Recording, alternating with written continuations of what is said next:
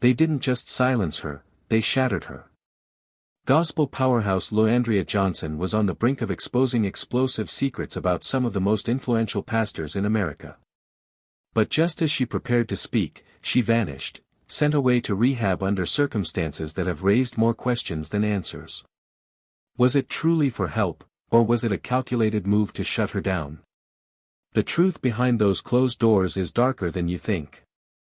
Loandria, who rose to fame after winning Season 3 of Sunday Best, wasn't just known for her anointed voice, she was admired for her unapologetic truth, her testimony, and her refusal to conform. But behind the pulpit and the praise, she was fighting a storm that no one was ready to face. And now, her brother is speaking out, and what he reveals will shake the gospel world to its core. They tried to bury her voice before she could expose the truth. From battles with addiction to publicly challenging the most powerful figures in the religious world, Loandria Johnson has never backed down from a fight. Raw, unfiltered, and fearless, she was on the brink of unveiling what she described as wickedness in high places, threatening to shatter the pristine image of today's most celebrated pastors. She claimed to have proof, videos, testimonies, and first-hand accounts that could topple entire ministries. But then, without warning, silence. Her social media vanished. No concerts. No statements. Nothing. Rumors erupted. Was she really in rehab, or was she being silenced? In today's explosive video, we break down the chilling timeline that led to Loandria's mysterious disappearance. From her emotional live streams where she warned, "They're coming for me," to the high-profile religious leaders she allegedly named behind closed doors, we uncover the hidden pressure and dark secrets many say the gospel industry is desperate to keep buried. This isn't just about one woman's downfall, it's about what happens when someone dares to speak truth to power, and pays the price. She didn't just sing gospel, she lived it, raw and unfiltered. Loandria Johnson wasn't crafted in a PR boardroom or molded by church politics. She walked barefoot onto the stage of BET's Sunday Best, not with glamour, but with grit, wounded, unpolished, and painfully real. Her voice wasn't just anointed, it was the sound of survival. Her testimony wasn't curated, it was chaos turned into praise. From the very beginning, Loandria defied the industry's expectations. While others sanitized their image to fit neatly within the gospel machine, she exposed her scars. A single mother, open about her battles with alcohol and her deep skepticism of church leadership, she became both an icon and a problem. She didn't play the game, and the establishment noticed. Unlike her peers who aligned with big-name pastors and spotless reputations, Loandria called out the hypocrisy head-on. In a now infamous Facebook Live, she declared, "I'm tired of faking it. I'm tired of pretending like everything's okay behind the pulpit. These pastors out here, they ain't who y'all think they are." It was more than just a rant, it was a warning. And as she began to hint that she would start naming names, the tension in the industry turned into panic. Stay with us, because from here on out, the story takes a turn that's darker than anyone expected. That statement alone shocked the gospel community, and things only got worse from there. Church leaders didn't know what to do with her. She had a Grammy, a #1 gospel album, and a story that could move even the toughest hearts. But she also had a mouth and a mission.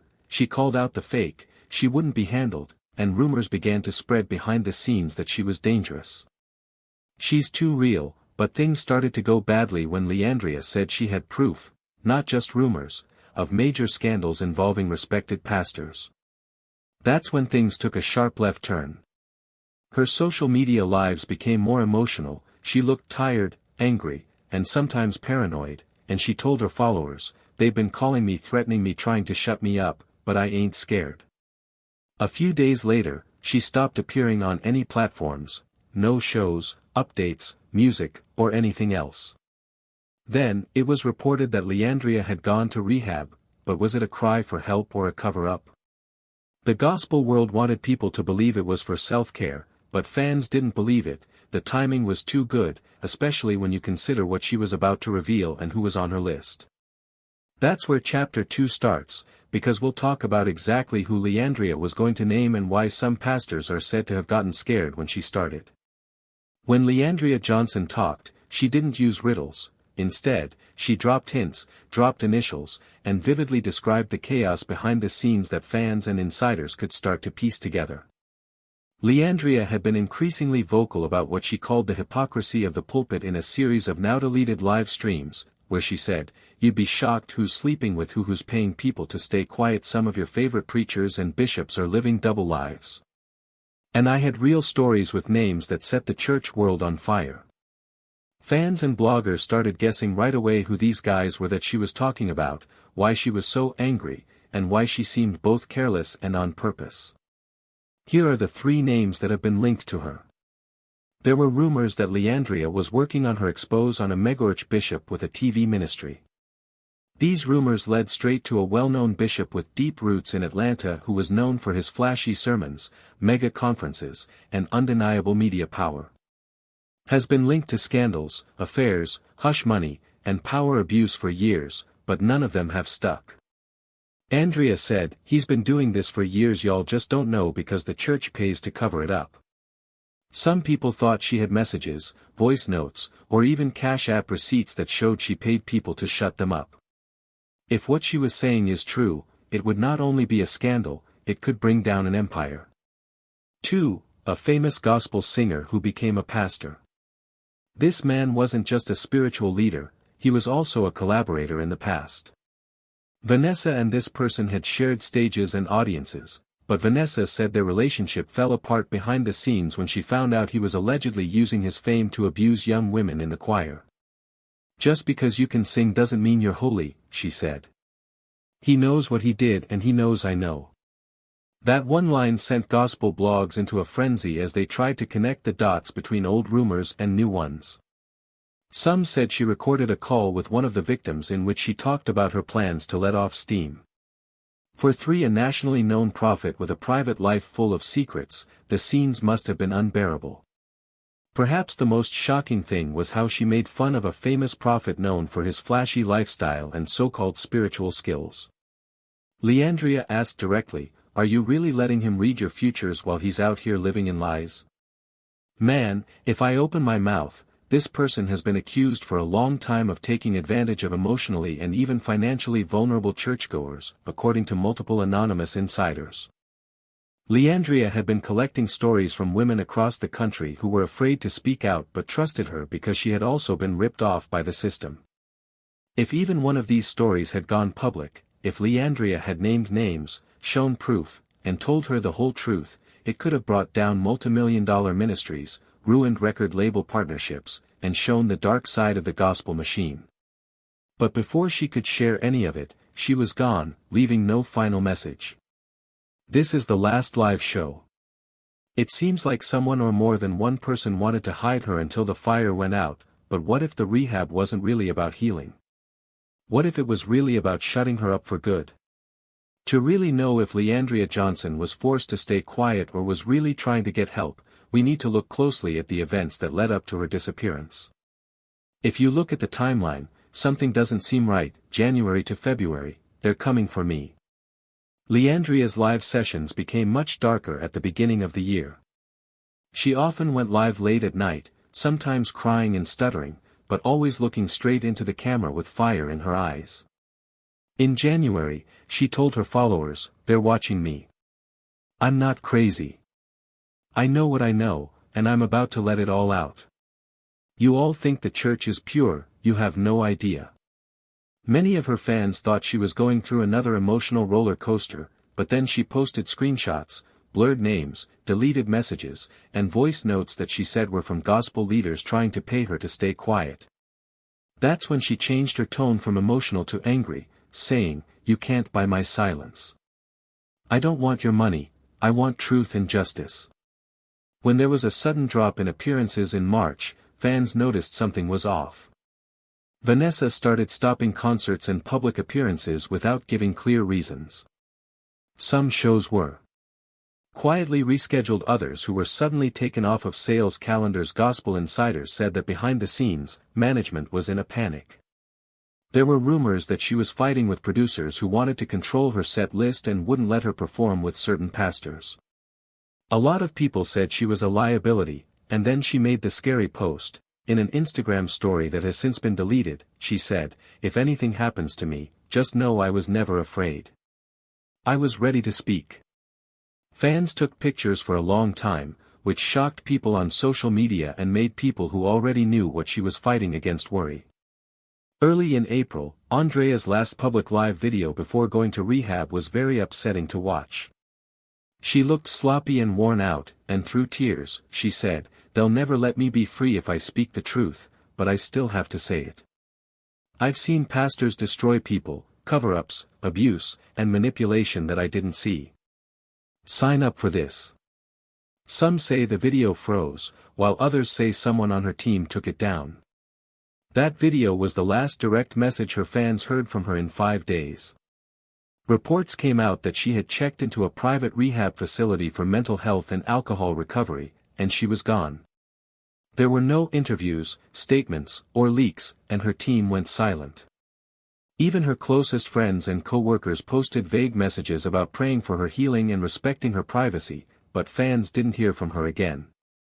People didn't believe her, especially after it came out that some of the church leaders she had said she was in touch with days before she disappeared.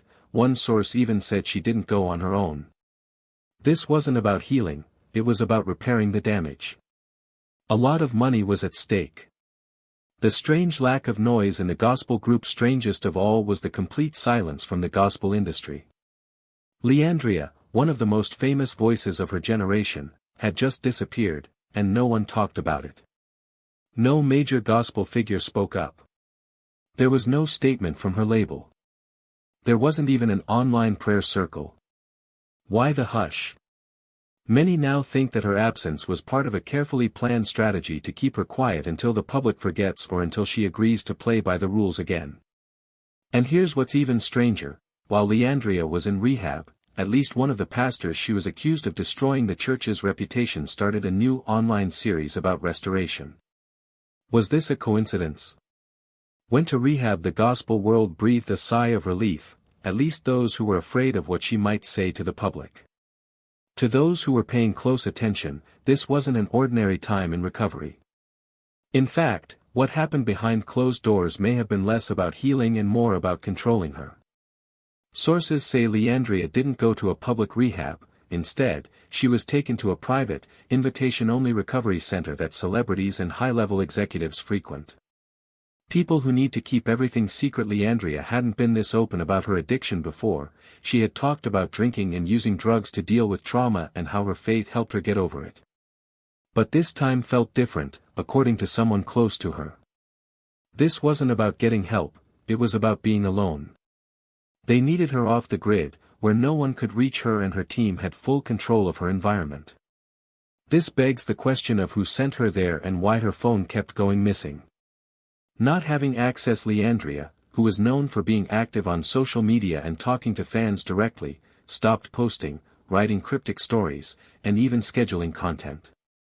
Several gospel blogs said that her phone was stolen and that all of her communications went through a handler with ties to her label and church.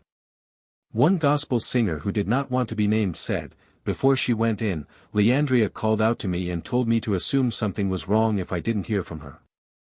I haven't heard from her since. Even family members were." Someone who was supposedly not allowed to visit a close cousin wrote in a vague Facebook post, "Sometimes silence ain't healing, it's control. I just want my cousin back." It became more and more likely that Leandria wasn't in rehab on her own free will or because she wanted to be there. The part about spiritual counseling might have been the most shocking. Andrea's rehab included spiritual counseling, and not just any kind. Insiders say it was handled by church-affiliated counselors who are known for working closely with pastors and gospel industry figures. The very power structure she was trying to expose may have been put in charge of restoring her.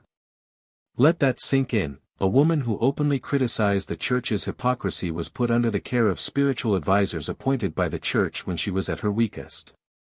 This wasn't about recovery, it was about reprogramming.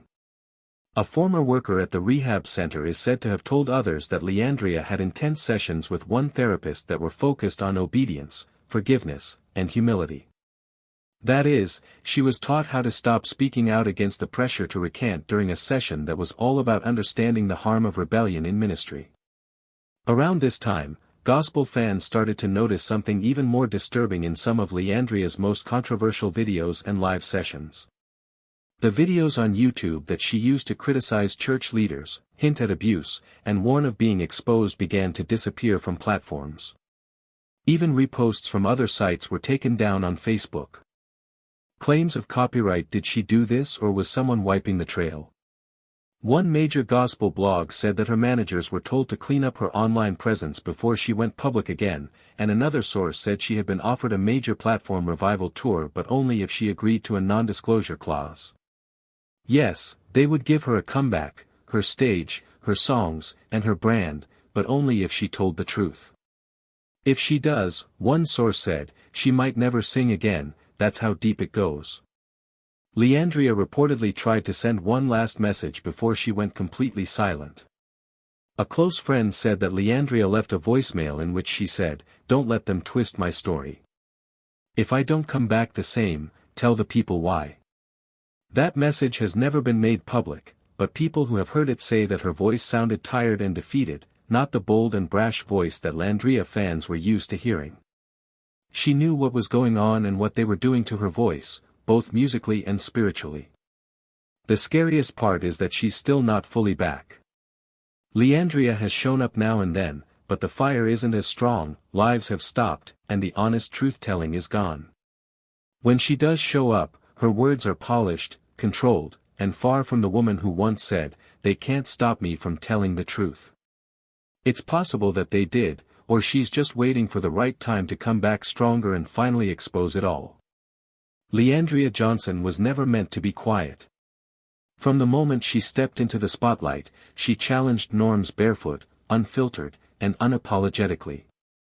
Her voice carried more than just notes, it carried truth, truth that too many people in power wanted to be silenced.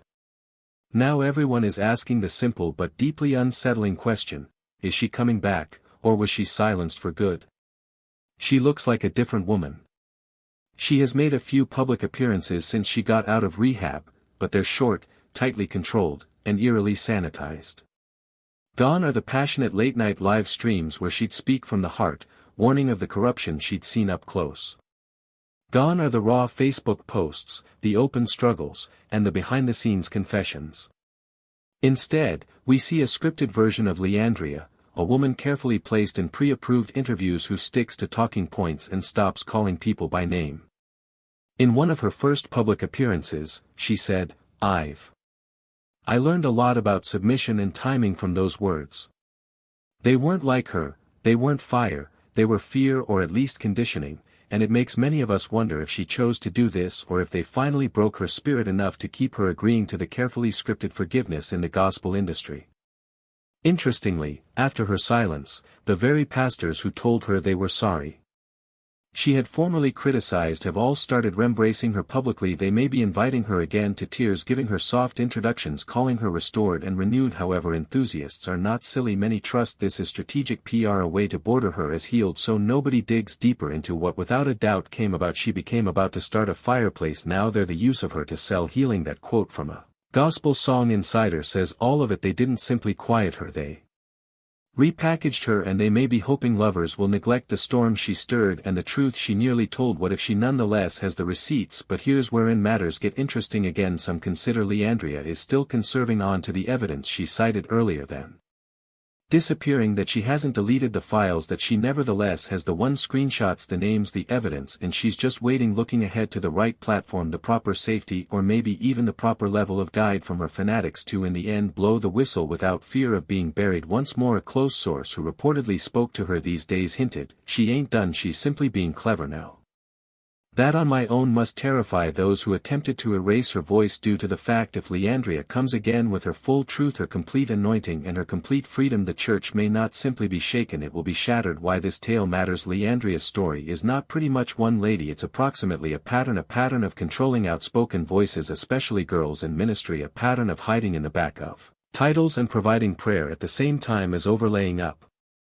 Abuse, a pattern of silencing prophets whilst their truth gets too uncomfortable for the pulpit. Her voice threatened that sample and they knew it, so they hit her in rehab, scrubbed her photo, offered her level time in change for silence. But the question remains, for the way long, because sooner or later every truth reveals its way to the surface. So what do you think became Leandria? Pressured into rehab to defend her personal health, or changed into all of it? A calculated pass to silence a girl who knew an excessive amount of was this approximately recovery or hush cash? And most importantly, do you observe she'll ever screen what she knows? Let's talk approximately it within the feedback. If you accept as true with Leandria nevertheless has a tale to inform, hit that like button. In case you're watching this and your coronary heart says something ain't proper, subscribe, because we are not performed covering this. We are diving deeper into the Gospel Global's hidden truths, and consider me, you don't want to miss what's coming subsequent. Like, comment, subscribe and share this video with someone who nevertheless believes in reality even when the church does not want to pay attention.